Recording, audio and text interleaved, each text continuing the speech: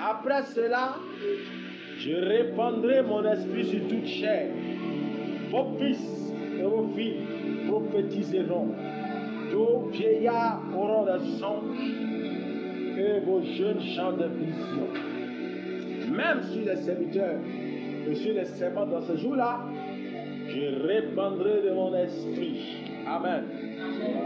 Et ensuite, Isaïe 55, versets 10 à 11. Comme la pluie et la neige descendent des cieux, et il n'y retourne pas, sans avoir arrosé, fécondé la terre, et fait germer les plantes, sans avoir donné de la semence au semeur, et du pain à celui qui mange. Ainsi en est-il de ma parole qui sort de ma bouche.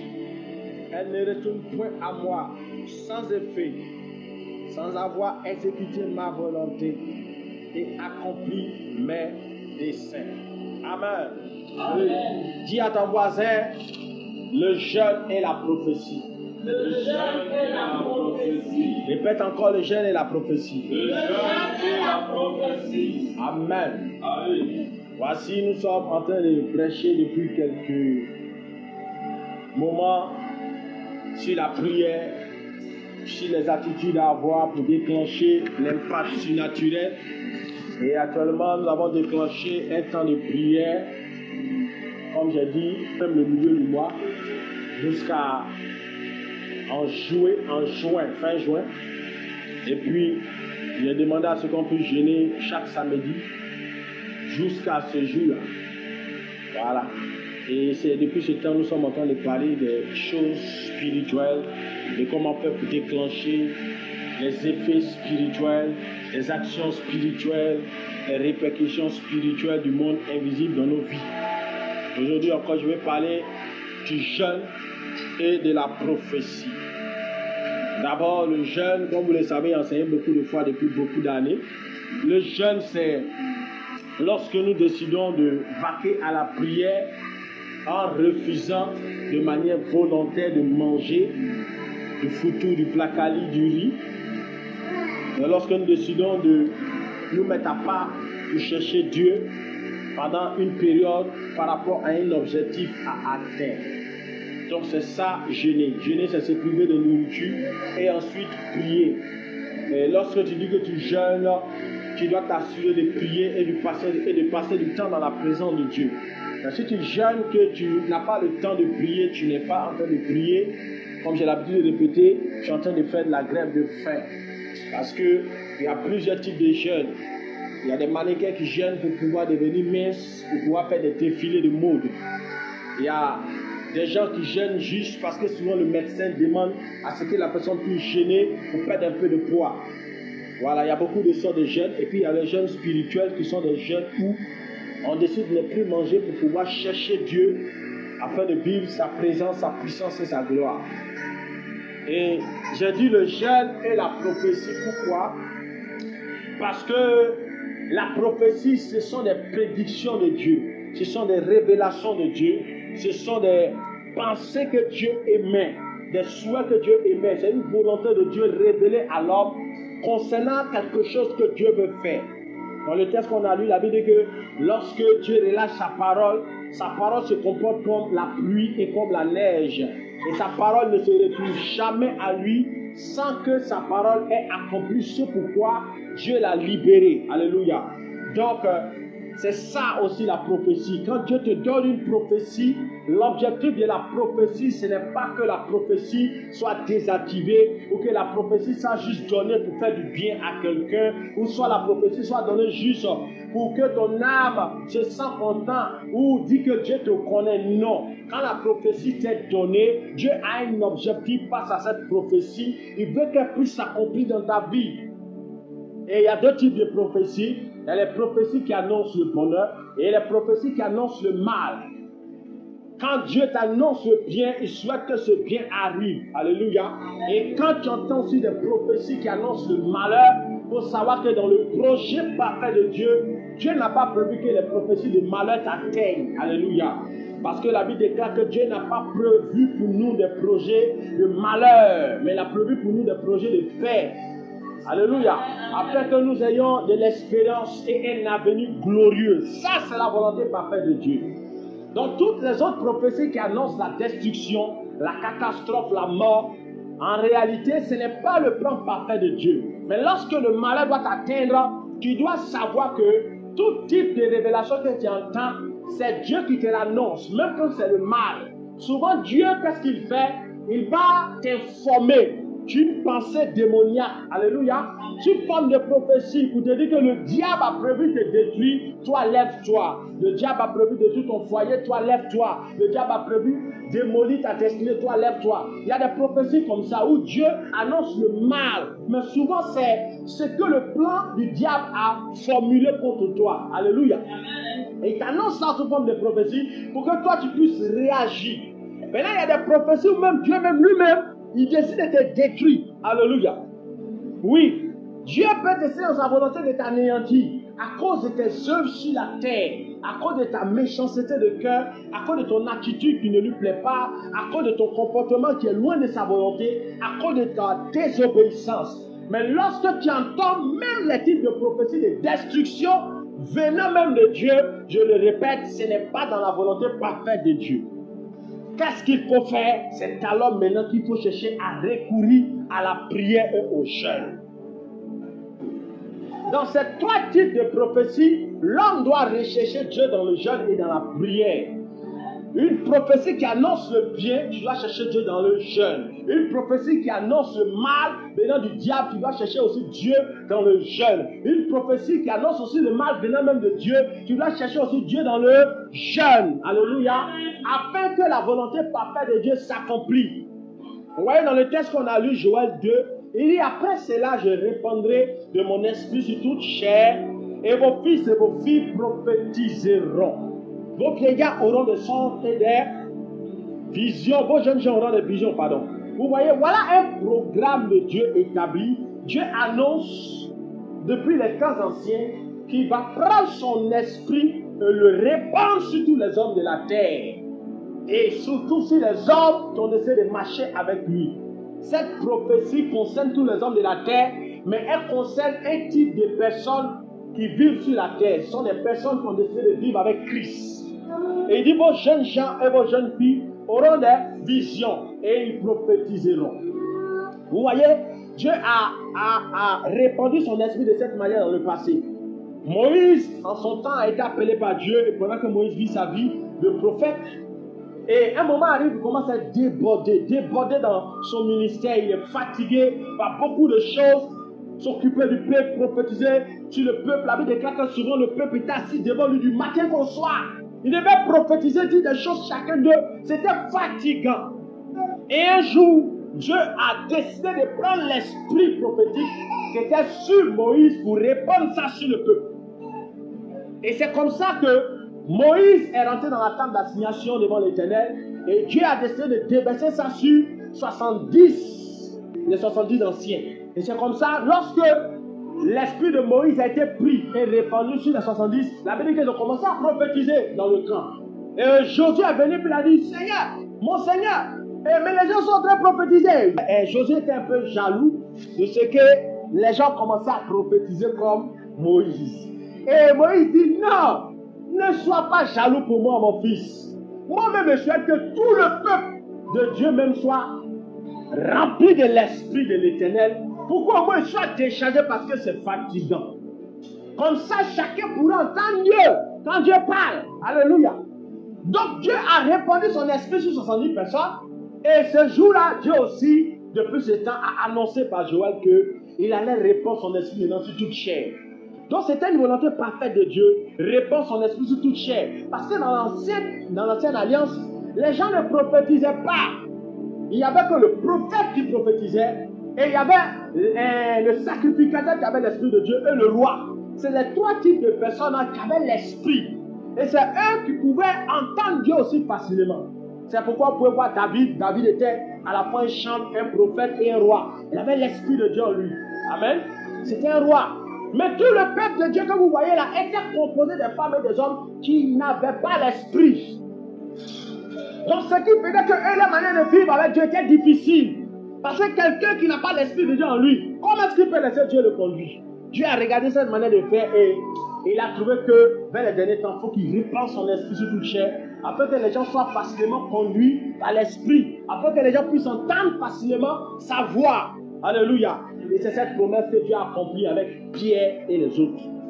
Mais pour que cette promesse puisse s'accomplir, bien que c'était un souhait de Dieu, un désir de Dieu, une volonté de Dieu, cette promesse ne s'est pas accomplie au hasard. Dieu n'accomplit pas ses prophéties dans nos vies par pitié. Non. Il n'accomplit pas ses prophéties dans nos vies juste parce qu'il nous a dit. Non. Il accomplit ses prophéties. Pourquoi? Parce que nous, on décide de prendre à cœur ses prophéties et ensuite retourner ses prophéties vers lui dans la prière et le jeûne. Amen. C'est ça. Lorsque Dieu te parle d'une chose qu'il veut faire, tu dois chercher à aller prier pour que ce qu'il t'a dit puisse arriver. Si tu ne le fais pas, il n'aura rien. Parce que Dieu, il veut voir l'intérêt que tu portes à la chose. Parce que souvent, Dieu nous dit une chose, mais est-ce que nous sommes réellement intéressés? Tu imagines, toi, tu étais une prostituée, et bien matin, Dieu se révèle à toi par un prophète pour dire, je vais faire de toi une puissante servante de Dieu. Mais si tu n'es pas intéressé, tu ne vas jamais chercher à te convertir, et tu ne vas jamais chercher à prier pour que cette promesse puisse s'accomplir. Donc Dieu, dans sa sagesse, ne va pas venir te donner son esprit comme ça par pitié, non. Il te donne ça parce que toi, tu prends à cœur sa parole. C'est pourquoi la Bible dit en Ésaïe 43, verset 26, Ésaïe 43, verset 26, il dit, réveille ma mémoire, plaidons ensemble, parle toi-même pour te justifier.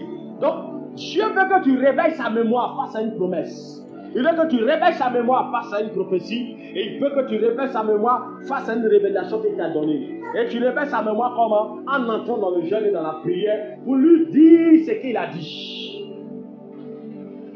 Quand cette promesse a été relâchée dans le temps de Pierre, de Jean et de Jacques, eux l'avaient déclaré que tous d'un commun accord, acte 1, verset 14, acte 1, verset 14 dit, tous d'un commun accord, persévéraient dans la prière avec les femmes et Marie, mère de Jésus, et avec les frères de Jésus. La Bible dit que tous d'un commun accord sont allés à la chambre autre et ils sont allés chercher Dieu dans la prière et dans le jeûne. Lorsque Jésus est monté au ciel, ils sont allés s'enfermer dans une chambre pendant 10 jours, en train de prier et réclamer la promesse de Dieu. Selon Joël 2, verset 28, qui disait que Dieu allait répandre son esprit prophétique sur toute chair. Alléluia. Donc, ils voulaient vivre la promesse, ils sont allés s'enfermer. La Bible dit que lorsque Jésus les parlait en Luc 24, verset 49, il dit, voici, j'enverrai sur vous ce que mon Père a promis, mais vous, restez dans la ville jusqu'à ce que vous soyez revêtus de la puissance d'en haut. Donc, Dieu, il a fait cette promesse au travers de Jésus-Christ en leur disant que vous allez entrer dans une ère prophétique, une ère de révélation, une ère de songe de vision prophétique, une ère où vous allez entendre la voix de Dieu, une ère où vous allez voir des révélations de la part de Dieu. Mais cette révélation donnée par Dieu ne pouvait pas s'exécuter. Pour s'exécuter, il fallait partir chercher Dieu. Alléluia. Amen. Donc cette promesse est pour chacun de nous, chers frères et sœurs. Cette promesse de Joël 2 est pour toi et pour moi. C'est pourquoi on doit chercher Dieu dans la prière et dans le jeûne. Ne dis pas que cette dimension est réservée seulement aux prophètes et aux pasteurs. C'est faux, ce n'est pas la Bible. La Bible dit à tous ceux qui l'ont reçu et qui ont cru en son nom, elle a donné le pouvoir de devenir enfant de Dieu. Donc un enfant de Dieu a droit à l'héritage de Dieu. Parce que la Bible déclare que Dieu a fait de nous des co-héritiers avec Christ. Donc tout ce qui est à Christ est à nous. Alléluia. Donc comme Dieu était sur la terre au travers de Christ, il manifestait tous les dons de Dieu. Ainsi, lorsque tu regardes Dieu, tu dois chercher à imiter Dieu dans son caractère et dans sa puissance. C'est pourquoi tu dois chercher Dieu. Un chrétien doit être prophétique dans son langage, prophétique dans sa prière, prophétique dans sa manière de chanter. Il ne doit pas chanter pour chanter. Il doit chanter avec l'esprit prophétique. Il doit prophétiser avec l'esprit prophétique. Il doit prêcher avec l'esprit prophétique. Le problème, on se plaint qu'il y a des faux hommes de Dieu. On se plaint qu'il y a des faux prophètes. Mais qui sommes-nous nous-mêmes? S'il y a des faux chrétiens, s'il y a des faux prophètes, s'il y a des faux pasteurs, donc ça veut dire qu'il y a des vrais pasteurs et des vrais prophètes et des vrais chrétiens. Donc nous qui disons être les vrais, qu'est-ce que nous manifestons? Quand tu dis être vrai, tu dois manifester le vrai pour que le faux soit brisé. Amen. Mais si nous ne manifestons pas le vrai, comment est-ce que le faux sera confondu? On se plaint qu'il y a les faux prophètes, mais où sont les vrais prophètes? C'est pourquoi il y a une difficulté actuellement. Aujourd'hui, même quand tu t'assois, tu réfléchis, tu dis, ok, j'allais rencontrer un homme de Dieu qui va prier pour moi. Tu as cette pensée, non? Mais quand tu finis d'avoir cette pensée, en même temps, tu as peur. Mais qui vais-je aller voir? Pourquoi? Parce qu'il y en a trop de faux. Mais comment tu fais pour connaître qui est vrai et qui est faux? Si tu n'as pas l'esprit prophétique, tu ne peux pas connaître le vrai et le faux. Tout à l'heure, j'ai un faux billet et un vrai billet. Si je te donne le faux billet, tu vas connaître. Tu sais pourquoi? Tu es habitué à toucher le vrai billet. Comme tu es toujours en contact avec le vrai billet, ça te permet de connaître le faux billet. Le problème, c'est que nous ne sommes pas trop en contact avec le Saint-Esprit. C'est pourquoi on a du mal à connaître le faux billet. On a du mal à connaître le faux prophète. On a du mal à connaître le faux homme de Dieu et le faux chrétien. Pourquoi? Nous-mêmes, nous sommes un peu loin du billet. Nous sommes loin du vrai billet. Nous sommes loin du Saint-Esprit. Donc, pour pouvoir être capable de discerner le vrai et le faux, on doit chercher à ce que la promesse de Joël 2 s'active en nous. Et cette promesse ne peut s'activer qu'en cherchant Dieu. Qu'en allant vers celui qui a relâché sa promesse, en priant, en jeûnant et en le cherchant avec ce que Adam. Seigneur, cette promesse n'a pas été donnée seulement qu'au pasteur. Quand la Bible déclare, voici les miracles qui accompagneront ceux qui auront cru.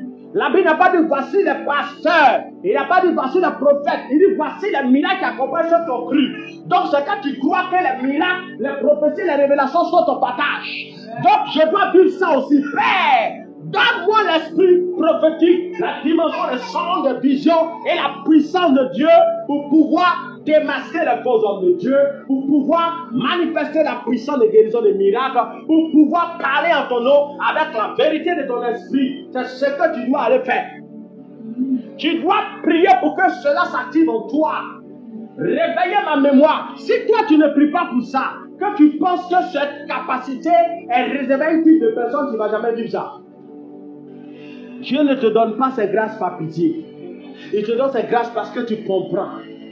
Tu sais.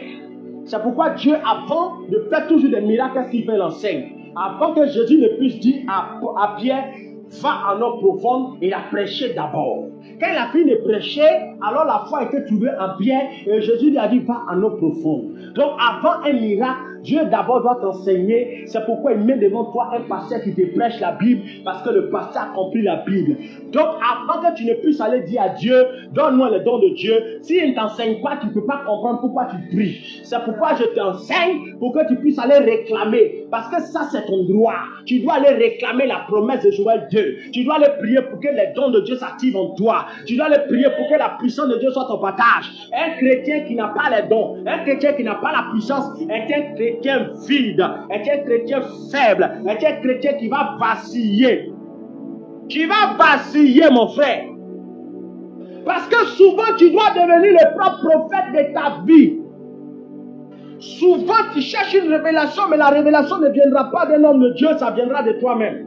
Souvent aussi, tu as besoin d'entendre Dieu. Et Dieu peut-être n'a pas envie de te parler, il va parler par quelqu'un. Tu dois savoir aussi, quand tu es en train de parler dans la bouche de quelqu'un, tu dois savoir, tu dois savoir quand c'est Dieu. Alléluia. Tu dois savoir et connaître quand c'est Dieu qui est en train de parler au travers de lui. Mais si tu n'es pas très proche de Dieu, comment est-ce que tu puisses connaître sa voix? Tu dois connaître sa voix dans un enfant. Tu dois connaître sa voix dans un homme. Tu dois connaître sa voix même dans un fou. Tu dois savoir discerner à quel moment c'est Dieu qui te parle. Et pour ça, tu dois être proche du vrai billet. Tu dois être proche du Saint-Esprit. Et tu dois jeûner et prier. Quand tu jeûnes et pries tout le temps, tu fais des programmes de jeûne et prière, tu as la facilité d'activer en toi les choses spirituelles.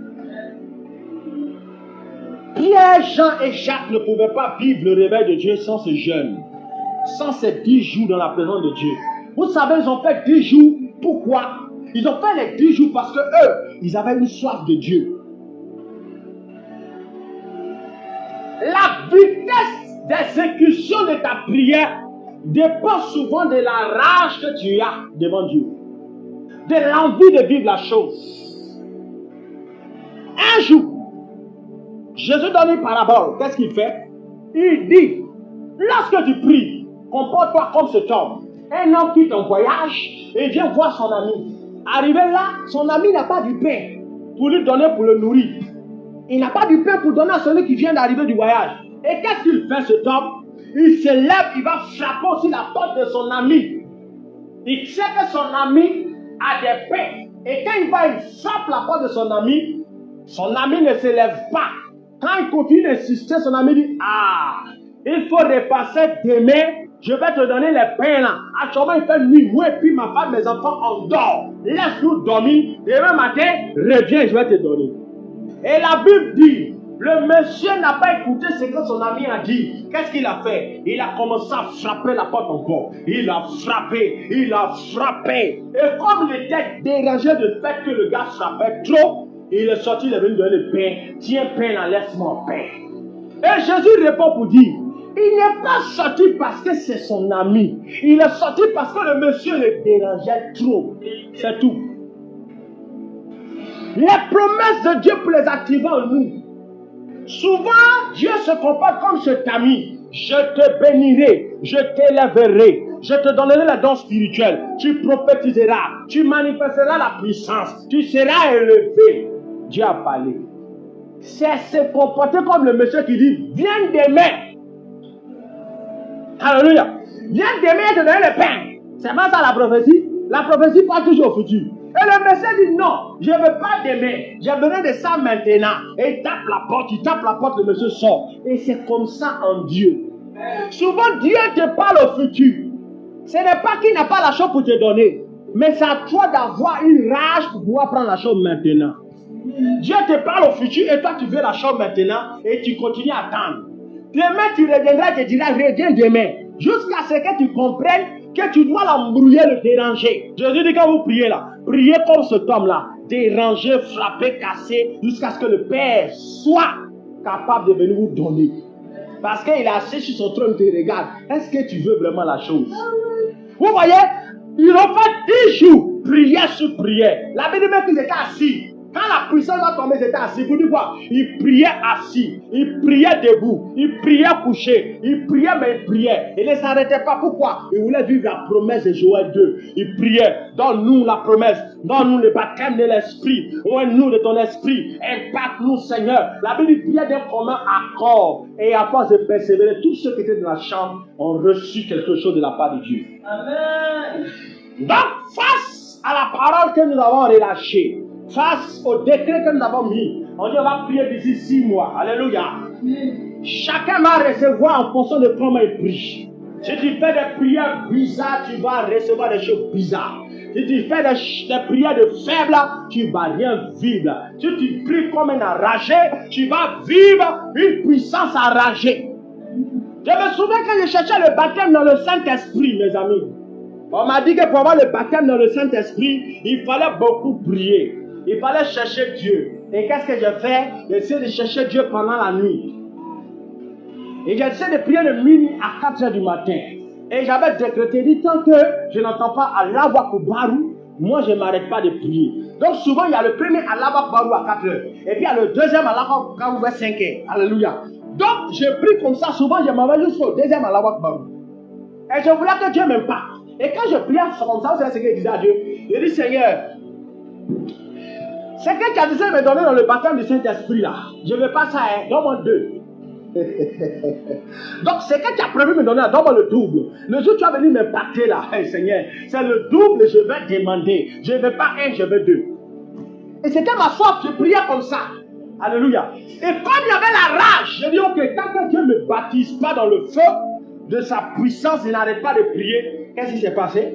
Pendant que j'ai prié, à partir du 4e jour, à cause de la rage, c'est le 4e jour. Quand je suis allé me coucher, pendant que je me suis couché, quand j'ai voulu seulement dormir, j'ai vu la main de Dieu descendre sur moi au niveau de ma poitrine. Et le feu a commencé à rentrer en moi. Quand le feu a commencé à rentrer, Je me suis rappelé de ma prière et je dit, Seigneur, ne me donne pas un, je veux deux. Et pendant que je sentais le feu là, Dieu m'a fait vivre le feu là. Tellement ça me brûlait, j'avais peur de dire, donne-moi le deux là. Parce que dans ma tête, j'ai dit, si je dis, donne-moi le deux, je vais mourir. Tellement ça me brûlait. C'était tellement fort. Ce jour-là, je n'ai pas parlé en langue. Parce que Dieu m'a fait vivre le feu là. Soit tu parles en langue en restant disposé, ou soit tu cries. Moi, je criais. Je criais. Donc, est-ce que je dois dire donne-moi deux? Mais si je dis donne-moi deux, je meurs.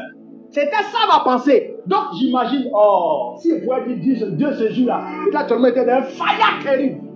Alléluia. J'ai eu peur de dire donne-moi deux. Oh, c'est ce que disait chaque jour. Et je n'ai pas pu avoir le deux, mais j'ai eu le un. Mais en Dieu, il y a plusieurs formes de puissance. Plus tu le cherches dans un niveau ceci, Dieu te donne le niveau. Quand tu tiens encore une autre fois, Dieu te donne l'autre. Alléluia. Donc, tu ne peux pas t'asseoir et puis t'attendre à la pitié de Dieu. Dieu ne va jamais faire. Quand Dieu te donne la prophétie, ma soeur, il ne fera jamais tant que tu ne viens pas pour réclamer. Vous devez savoir ça. Et tous les dons de Dieu que vous voyez dans la Bible là, sont pour vous. C'est à vous de décider d'avoir la chose. Quel est le don que tu veux? C'est à toi d'avoir la rage. Il dit à chacun est donné la manifestation de l'esprit. À un est donné la parole de connaissance, à l'autre la prophétie, à l'autre la parole de sagesse, à l'autre le don de foi, à l'autre, à l'autre, à l'autre, à l'autre, à l'autre. On est selon l'esprit. Alléluia. C'est Dieu qui distribue. Mais cependant, la Bible dit, aspirez aux dons les meilleurs.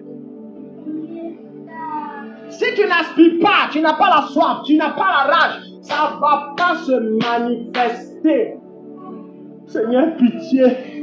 Oh Dieu, pitié. Non! C'est la rage. Quand tu vois quelqu'un manifester la puissance, tu penses que c'est le fruit de la pitié de Dieu. C'est faux. C'est le fruit de la grâce de Dieu. Mais du fait que la personne a cherché Dieu pour la chose. Et à vous donner un verset. Genèse 15, verset 13. Vous allez comprendre ce que je suis en train d'enseigner maintenant. Genèse 15, verset 13. Et l'Éternel dit à Abraham, sache que tes descendants seront étrangers dans un pays qui ne sera point à eux, et ils seront asservis, et on les opprimera pendant 400 ans. Mais je jugerai la nation à laquelle ils seront asservis, et ils sortiront ensuite avec de grandes richesses. Genèse 15, verset 13. Vous voyez, lorsque Dieu parle comme ça à Abraham, la Bible dit que c'est une vision. Dieu vient à lui et lui dit, tes enfants que j'ai dit à te donner, qui seront comme la poussière de la terre et les étoiles du ciel, ils seront tellement nombreux qu'on ne pourra pas les compter là. À une époque de leur vie, ils vont être transportés en Égypte. Ils seront esclaves pendant 400 ans. C'est après ça qu'il y a les délivrés. Ils vont sortir avec de grandes richesses. Ils vont venir me servir dans le lieu où tu es assis là, en tant qu'étranger. Quand Dieu décide d'accomplir sa promesse, la Bible dit, j'ai lu que vous entendez, Exode 12, verset 40. Quand Dieu va accomplir la promesse, regardez. On dit, le séjour des enfants d'Israël en Égypte fut de 430 ans. Et au bout de 430 ans, le jour même, toute l'armée de l'Éternel sortit du pays d'Égypte. Et c'est pas tout d'ailleurs pas attention qu'il disait. Dieu se révèle à Abraham. Il dit, tes enfants là, ils seront étrangers. Et ils seront pardon, d'un pays étranger. Et puis ils seront esclaves pendant 400 ans. Mais la Bible dit que, en Exode 12, lorsque la promesse est accomplie, on dit que le séjour des enfants d'Israël a duré 430 ans. Dieu a dit 400 ans, mais ils ont été libérés à 430 ans. 30 ans de l'écart. Pourquoi? Pendant les 30 ans de l'écart là, quand le temps est arrivé pour que les 400 ans s'accomplissent, pour qu'ils soient délivrés là, le peuple d'Israël ne s'est pas soucié de sa délivrance. Dieu dit, je vais te bénir à 400 ans. Je vais te délivrer à 400 ans. Maintenant, eux, ils sont bénis et délivrés à 430 ans. Les 30 ans se sont ajoutés parce que eux, quand la 400e année est arrivée, ils n'ont pas cherché Dieu. Ils n'ont pas invoqué Dieu. Ils n'ont pas prié Dieu. Ils n'ont pas appelé Dieu. Ils n'ont pas pleuré devant Dieu. Ils n'ont pas gémi dans la prière. La Bible dit qu'ils ont commencé à crier en retard. Il dit, j'ai entendu les cris de mon peuple Quel est pour pousser l'oppresseur? Donc, ils ont commencé à crier en retard.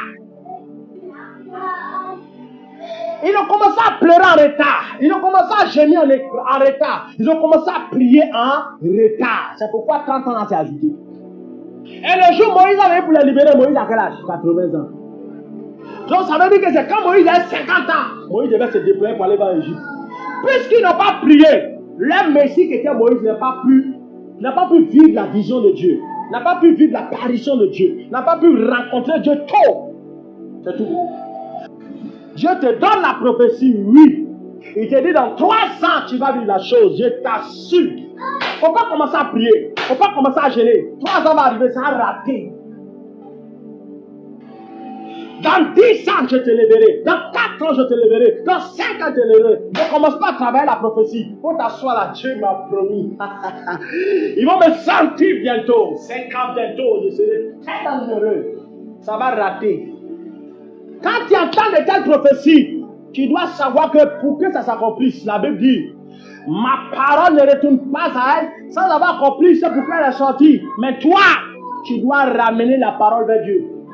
Tu dois créer le ciel qui va envoyer cette pluie de grâce. Et pour ça, c'est toi qui dois commencer à menacer le ciel. Père, tu as dit la 400 ans sera libre. Je prie maintenant, Père, que ça s'accomplisse, que ça ne rate pas. Rabat, sous-caté par tous les jours qui est dessus. Et au temps marqué, Dieu va susciter Moïse. Il va susciter l'homme qui doit accomplir sa promesse dans ta vie. Parce que quand Dieu va te prophétiser une chose, souvent il va passer par un homme. Il y a certaines bénédictions dans ta vie que tu as vues, ça va passer par un directeur, ça va passer par une personne. Par exemple, Dieu te dit dans 2 ans, tu vas te marier. Quand tu commences à prier, tu ne vas pas te marier toi-même. Il va envoyer l'homme qui va venir t'épouser. C'est tout. Ou l'homme avec qui tu es maintenant se décider. Tu comprends un peu? C'est ce qui s'accomplit. Mais pour la promesse, par exemple, des disciples, de temps de chercher l'onction. À force de prier, quoi, c'est tombé sur eux. Souvent, Dieu peut susciter quelqu'un, mais c'est dans sa propre volonté, selon son plan, qu'il envoie quelqu'un pour venir prier pour toi pour que ça vienne. Mais quand tu le cherches de manière désireuse, de manière ardente, Dieu lui-même, pour la plupart des temps, t'impacte lui-même. Alléluia. C'est comme ça qu'il fait. Regardez par exemple, quand Dieu parle par rapport au peuple. Après ça, ils ont été délivrés par Moïse, mais il y a eu la même histoire qui s'est répétée. Lorsque le peuple d'Israël a commencé à pécher contre Dieu. Après que Dieu les a formés, ils sont devenus une grande armée. Ils ont commencé à pécher, vivre comme ils veulent, faire la vie de désobéissance aux autres. Dieu va les déporter à Babylone. Et pendant qu'ils étaient en train de partir, Dieu a prophétisé au travers de Jérémie. Il dit, vous serez en captivité pendant 70 ans. Et à la 70e année encore, je vais les délivrer. Oh Seigneur. Mais à cette époque, ils sont sortis à 70 ans. Et vous savez pourquoi? C'est là maintenant qu'apparaît Daniel. C'est là maintenant on découvre l'histoire de Daniel. La Bible dit que, je vais lire le texte. Je peux vous citer ça comme ça, tout est dans ma tête, mais je vais lire quand même. La Bible dit pour Daniel que Daniel 9, verset 2. Daniel 9, verset 2, il dit, la première année de son règne, moi, Daniel, je vis par les livres qu'il devait s'écouler 70 ans pour les rues de Jérusalem, d'après le nombre des années dont l'Éternel avait parlé à Jérémie le prophète. Donc c'est Jérémie le prophète qui s'est levé qui a dit, dans 70 ans, c'est là qu'ils seront libérés. La captivité va durer 70 ans. Et la Bible déclare que Daniel, en étant en train de lire, parce que Daniel c'était un lecteur, il aimait les paroles, les prophéties hautes. Parce que dans le temps, on écrivait ça sur des parchemins, sur des choses. Alléluia. Donc il prend puis lit, comme si il était 70 ans. Ils vont durer là-bas 70 ans. Ah mon cher, mais le temps est arrivé. Qu'est-ce qu'on doit faire? La Bible dit maintenant, c'est là Daniel a commencé à prier. Il dit, Daniel 3, Daniel 9, verset 3, il dit, je tournais ma face vers le Seigneur Dieu, afin de recourir à la prière et aux supplications en gênant et en prenant le sac et la santé. Une prophétie est donnée qui va se libérer dans 70 ans. Et quand il sent la chose s'approcher, 21 jours de jeûne, Seigneur a accompli ta promesse. Et c'est quand il a prié, Dieu va les libérer. Vous savez comment c'est libéré? Esdras. C'est là maintenant l'histoire d'Esdras aussi apparaît. On dit la première année de Cyrus, roi de Perse, afin que s'accomplisse la parole de l'Éternel prononcée par la bouche de Jérémie, l'Éternel réveilla l'esprit de Cyrus, roi de Perse. Pour que maintenant s'accomplisse la promesse, Dieu va réveiller l'esprit du roi établi sur le royaume. Vous comprenez? Daniel a régné depuis le temps de Nabuchodonosor. Après Nabuchodonosor est venu son fils Belshazzar. Après lui est venu notre roi, le roi de Cyrus. C'est Cyrus qui est venu accomplir la parole qui a été relâchée par qui? Par le prophète Jérémie. Et ça s'est accompli dans le temps, 70 ans. Pour le peuple d'Israël, ils ont attendu longtemps avant de crier, avant que Moïse ne vienne. Vous voyez? Tant que tu ne gênes pas, tu ne pries pas. Il y a des personnes que Dieu ne va jamais révéler l'esprit pour toi. Dieu a déjà préparé des gens qui ont te béni dans le ministère, des gens qui ont te béni dans le travail, des patrons qui vont te donner la promotion. Dieu les a déjà préparés, il a déjà tout disposé. La Bible dit que le monde entier, tout ce qui est rempli m'appartient à l'Éternel. Mais pour que la chose se manifeste, on dit, réveille ma mémoire. C'est quand tu réveilles la mémoire de Dieu dans la prière, le jeûne. Père, ramène la parole à Dieu. Seigneur, souviens-toi, tu as dit ça dans ma vie. Maintenant, je viens devant toi pour réclamer ces choses. Oh Père, agis, oh Père, agis. Pendant que tu fais ça, tu envoies Cyrus, il envoie Moïse, il envoie la personne qui a réalisé la promesse. C'est tout. Trop simple. Alléluia, je suis content parce que plus les années passent, Dieu me rend intelligent dans ces choses. Hein? Donc alors, il y a quoi? On a quoi à faire? C'est Rébé, Godobo, Chakadé, Rabakatapa, j'appelle. Je vais vous bénir, vous élever dans le ministère, vous allez établir ceci, cela. Mais on est là en train. Hein? C'est pourquoi il a décrété ça, 6 mois de prière. Chaque samedi, on en jeûne. Chaque samedi, dans 6 mois, on prie pour réveiller la mémoire de Dieu. Pour dire à Dieu, agis, accomplis la promesse que tu nous as donnée. Tu pries pour moi, je prie pour toi. Alléluia. Pour que Dieu établisse son règne sur la terre au travers de nous. Et quand tu rentres le Père, c'est là qu'il va se passer, on va avoir la grâce. Les jeûnes et la prière, on va la grâce. J'aime être biblique. Je vais rentrer encore dans les Écritures. Quand tu lis la vie de Esther, la Bible dit en Esther 16, Esther 4, verset 16. Esther 4, verset 16.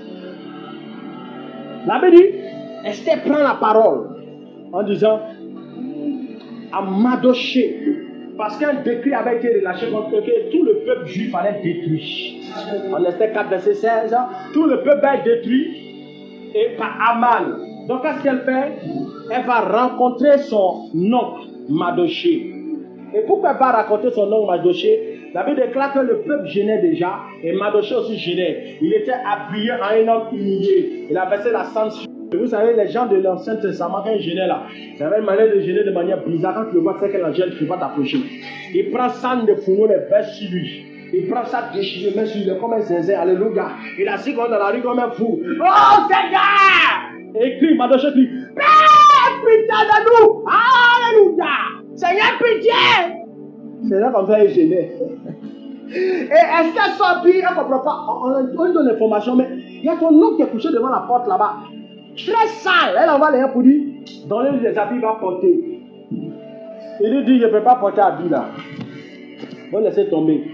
Parce qu'une prophétie a été annoncée qu'on sera détruit. Arrange-toi pour nous aider. Peut-être que c'est à cause de ce temps-là que Dieu t'a établi qu'on règne dans le royaume. Si tu ne fais rien, sache que Dieu là, il va envoyer quelqu'un ailleurs pour nous délivrer. Mais toi et ta famille, vous allez périr. Il est gardé dans les gens, il a prié que Dieu va les délivrer. Oh, il a été décrété que tous vont mourir. Il croit que Dieu va envoyer même le résultat, la délivrance par quelqu'un d'autre, si elle ne veut pas se manifester. Donc elle a entendu ça. Elle dit, elle ne peut pas être en train de manger, dormir pendant que son peuple souffre. Mais elle dit, ce qu'on va faire là, c'est là maintenant que Dieu Esther 4, verset 16. Il dit, va, elle dit, va, rassemble tous les juifs qui se trouvent à Suse. Jeûnez pour moi, sans manger ni boire, pendant 3 jours, ni la nuit, ni le jour. Moi aussi, je jeûnerai de même. Avec mes servantes, puis j'enterrerai chez le roi, malgré la loi. Et s'il doit périr, que je périsse. Elle doit intervenir auprès du roi. Mais elle ne peut pas. Si elle rentre, elle meurt. Le monsieur, il y a une loi qui établit que même sa propre femme ne peut pas rentrer venir le roi tant que lui n'appelle pas. Avec 30 jours, on n'a pas revu le monsieur. Ah oui, les gens d'abord vivaient de manière bizarre. C'est pas comme nous aujourd'hui. Tu dois être ton mari, tu es trop à l'aise, chaque lui fais ce que tu veux. Là, tu parles sur lui comme tu veux. Hein? C'est quoi ça, Finbert? C'est quelle manière de laisser assiette ça? Un produit dans la maison de ton mari. Il sait ce qu'on souvent, il n'y a rien. On dit à ce temps-là, il faut faire un à rentrer. Il va la tuer. Parce que la loi est bien établie, elle rentre, on la tue. Parce que le roi ne l'a pas appelé. C'était comme ça dans le royaume de ce monsieur-là. Et c'est là, elle dit, si je vais là, je vais mourir. Donc pour pouvoir rentrer là, vous, tout le peuple juif, gênez pour moi. Moi aussi je vais gêner. Si je dois mourir, que je meurs. Et c'est là qu'elle a gêné la prière. Et après ce type de prière, la Bible dit qu'une grande grâce a reposé maintenant sur la reine Esther. Le roi lui dit, quand elle a fini de gêner, elle finit de gêner, prier pendant 3 jours sans manger, sans boire. Une reine qui prie et qui gêne sans manger, sans boire. Alléluia. Donc si une reine gêne comme ça dans la Bible, toi et moi, on n'a pas de choix. Hein? La reine a déjà tout. Tout le royaume est pour elle. Il y a toutes sortes de nourriture, de bon vin. Hein? Elle peut monter dans la voiture comme elle veut. Elle peut mettre les make-up, tout ce qu'elle va acheter, c'est là. Elle gêne, c'est pourquoi? Une reine qui gêne. C'est en fait l'image des chrétiens. En réalité, la Bible dit qu'il a fait de nous un royaume de sacrificateurs. Donc les chrétiens sont comme des petits rois, c'est-à-dire des princes. Donc un prince de Dieu, à des moments de sa vie, doit aller gêner, prier. Alléluia. Et c'est là maintenant, elle rentre, elle prêche, elle jeûne. Et au lieu qu'elle va être tuée, elle n'est pas tuée, on la laisse entrer. Il y a une grâce qui repose sur elle. Donc la loi qui était établie qu'elle allait mourir au cas où elle rentre, sans la permission du roi, a été ôtée par le jeûne, la prière que tout le monde a fait. Donc vous voyez, le jeûne commun attire la faveur de Dieu. La Bible déclare que les disciples se sont assemblés d'un commun accord, prière et jeûnaient. Et la grâce est descendue. Pourquoi? Parce que la Bible dit dans le livre de Matthieu 18, verset 19, que je vous le dis, si deux d'entre vous s'accordent et demandent une chose quelconque, la chose sera accordée. La prière d'unité déclenche le ciel. La prière et le jeûne dans l'unité, dans un commun accord, déclenche la faveur et la grâce. Cette femme qui devait être tuée par une loi établie a été préservée par la grâce. Pourquoi? Tout le peuple a gêné pour elle. C'est pourquoi, chers frères et sœurs, quand on se met ensemble pour gêner, pour prier, la faveur est là. Les choses qui ne devaient pas arriver arrivent. Les prophéties qui étaient bloquées s'accomplissent. Les faveurs qui ne pas viennent dans la vie de chacun de nous. Et la femme rentre. La Bible dit que le roi lui dit, quand tu règnes, et que demandes-tu? Quand ce serait la moitié du royaume, elle te serait donnée. Elle vient de gêner, prier. La Bible dit que le roi dit, mais si tu demandes la moitié de tout mon royaume, il te donne. Waouh! Donc, il y a des jeunes là, quand tu donnes des gars, la faveur, Dieu est prêt à te donner tout, même jusqu'à la moitié. C'est ce que le monsieur a dit, la moitié. Il vient te donner.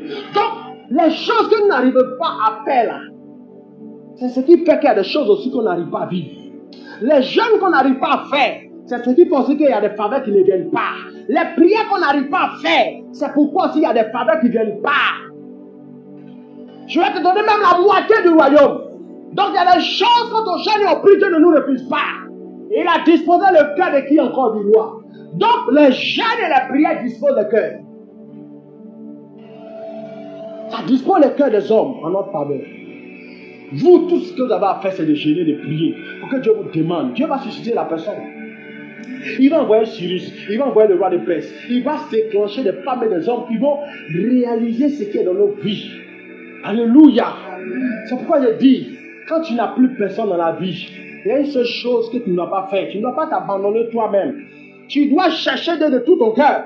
La Bible dit en Ésaïe 55, cherchez l'Éternel pendant qu'il est encore trouvable. Cherchez l'Éternel pendant qu'il se trouve. Cherchez-le et invoquez-le tandis qu'il est encore prêt. Alléluia.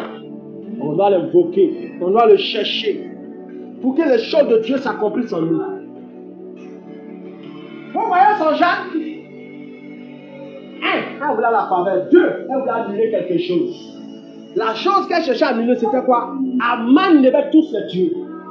Quand tu entends les prophéties de mort, les prophéties de destruction, les prophéties de stérilité, les prophéties de capacité d'accoucher, les prophéties qui annoncent la mort et la césarienne, les prophéties qui annoncent la destruction et la pauvreté, ma soeur, il n'y a pas quoi secret. Il n'y a pas trois secrets. C'est jeûne avec prière. C'est jeûne avec prière.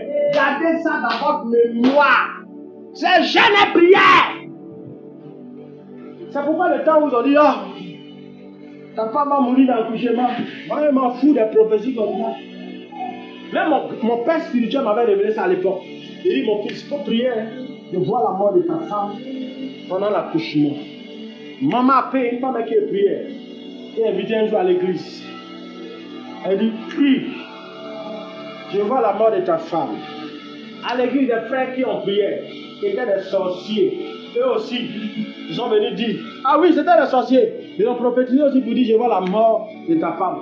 Et les gens qui m'ont le plus aidé dans le temps de ces prophéties, ce sont les sorciers. Et je vous dis la vérité. Quand les autres me prophétisaient là, ça n'avait pas encore trop allumé mon cœur. C'est quand les sorciers ont commencé à prophétiser. Et ils ne savent pas que moi je sais qu'ils sont sorciers, mais je fais comme si je ne sais pas. C'est pourquoi il ne faut jamais faire palabre à un sorcier. Aime-le, fais comme s'il n'y a rien. Il se peut que dans le monde spirituel, ils sont en train de chercher à te tuer. Ils ont fini de faire leur réunion satanique. Et là, maintenant, qu'est-ce qu'il va faire? Il va venir te faire croire que c'est une prophétie. Il m'a dit, j'ai vu dans le monde spirituel qu'ils ont programmé ta mort. Ah, c'est lui-même qui est en train de chercher à vouloir te tuer à son groupe. Ça t'arrange. Pourquoi? Tu sais qu'il est sorcier, mais tu ne fais pas palabre. C'est ça qu'on appelle hypocrisie. Tu fais semblant. Puisque c'est un hypocrite, Dieu se tue. Ne fais croire que lui n'est pas sorcier. Toi aussi, tu ne fais croire que tu ne sais pas qui est sorcier. Donc vous vous regardez, donc quand lui vient te prophétise, c'est un avantage. Tu es au courant des manigances. Il est venu confirmer les prophéties des prophètes. Ils annonçaient par le Saint-Esprit en révélant le plan de Satan. Vous voyez? Maintenant, les prophéties de Satan étaient confirmées par l'agent de Satan. Donc ça m'a arrangé. Qu'est-ce que j'ai fait? Je me suis enfermé, j'ai des prières. J'appelle le règne de Dieu. Je prise la mort. Je combats la césarienne. Je maudis la mort. Mes enfants vivront. Ma femme accouchera dans la paix. Elle sortira vivante. C'est dans ce temps-là qu'on dit, ah, le cordon attaché, le bébé dans le ventre. Enfin, ma bébé me va pleurer. Alléluia. J'ai commandé. Paf, on n'allait pas encore un test. On dit, il n'y a plus de cordon sur le cou. Alléluia. Ça, c'était le temps d'Anaël, quand il était dans le ventre de sa maman. Il a beaucoup souffert, ce petit-là. Et puis, on continue le combat encore. Voilà encore. On annonce encore la mort, comme je vous ai dit. Accouchement va être compliqué. On parle encore de césarienne, mais ceci, c'est là. Et dit, moi, il y a quoi dans ma poche? Moi, je n'ai que là, un accouchement, puis derrière, il n'y avait pas l'argent. La période là, quand il travaillait, Seigneur, c'est comme si on m'avait maudit. Les démons m'attaquaient financièrement. Seigneur, quand je sors pour aller travailler, papillon, 22 000 francs. Hein? Je me débrouille, je paye. Semaine prochaine, papillon, 22 000 francs. Troisième semaine, papillon, 22 000 francs. Pendant 9 mois, c'est papillon. Donc, tout là, tu gagnes 22 000, tu payes. 22, donc, il a cotisé à la police. Et il va pleurer, Seigneur. Le jour où il travaille, il dit, je me suis assis, moi, là. Il va pleurer.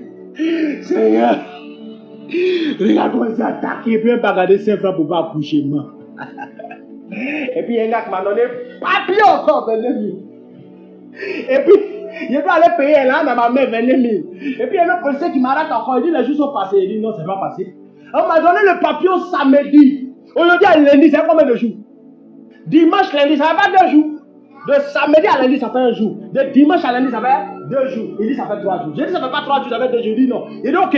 Bon, samedi, ça travaille pas. Dimanche, ça travaille pas. C'est lundi, ça travaille. Il dit, il m'en fout de ça. Bon, ce qu'on va faire, comme, quand c'est comme ça, il doit te pénaliser. Pour pouvoir te libérer, il faut payer 5 000. Donc, il me fait payer 5 000.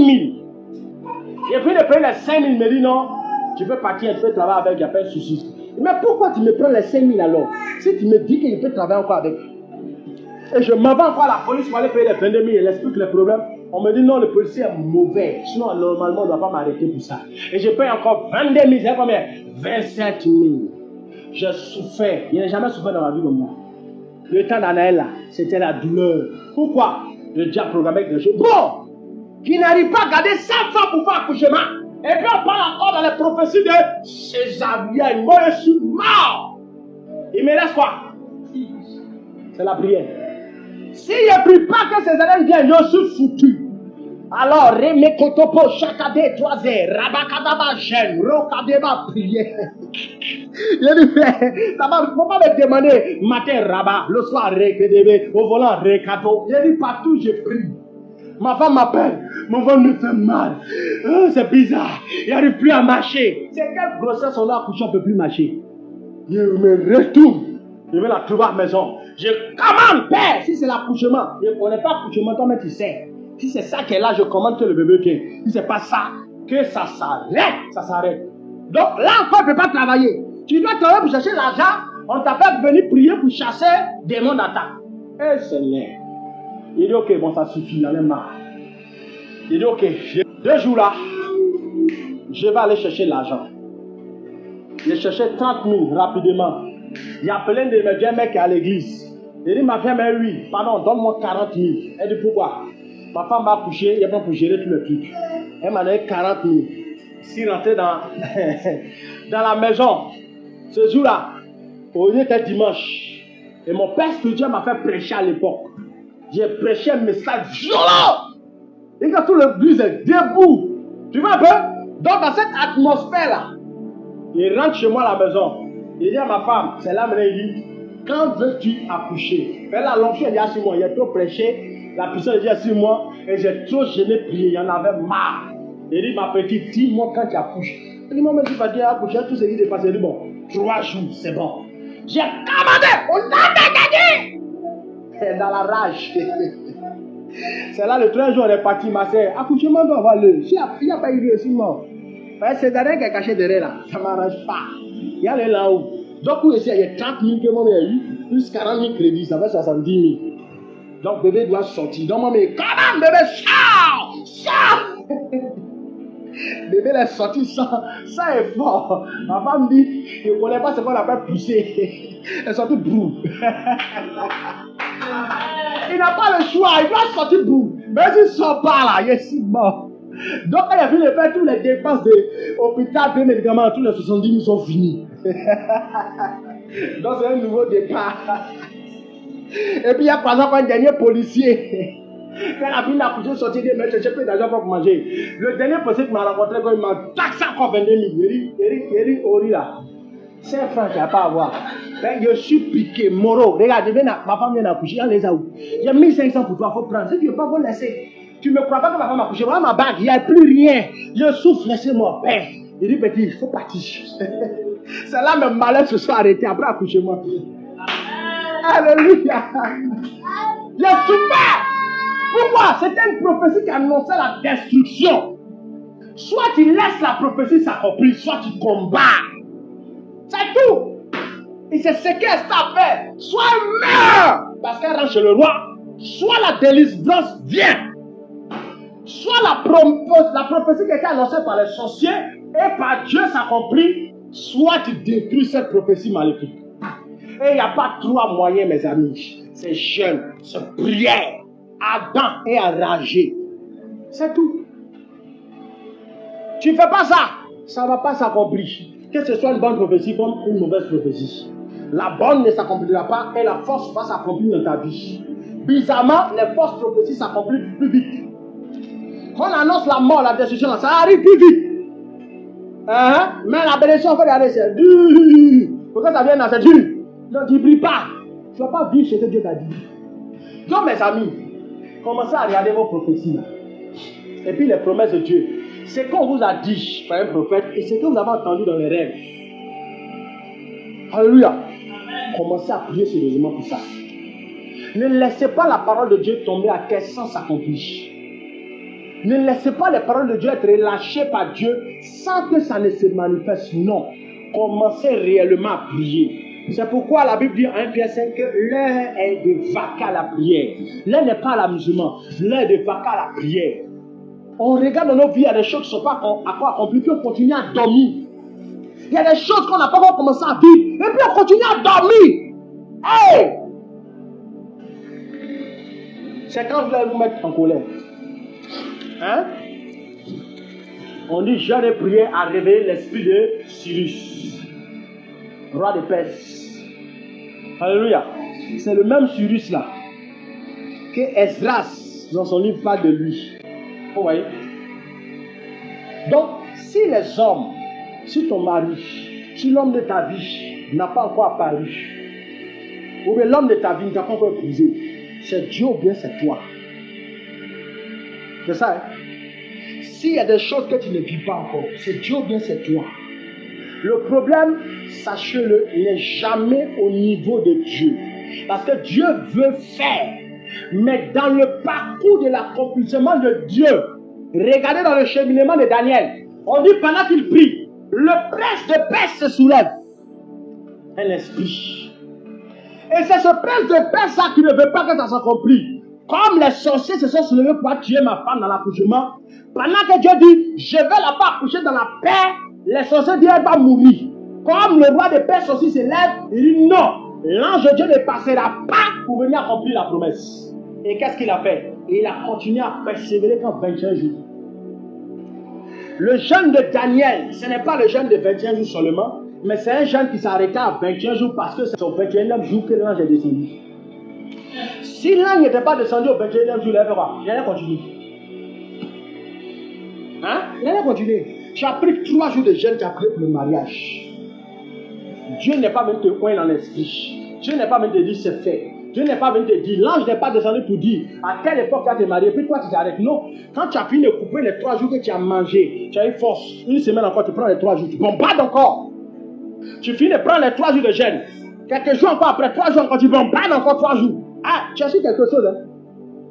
C'est comme une maison que tu es en train de construire. Tu as eu 300 000, tu mets les briques. Tu t'en cherches encore l'argent.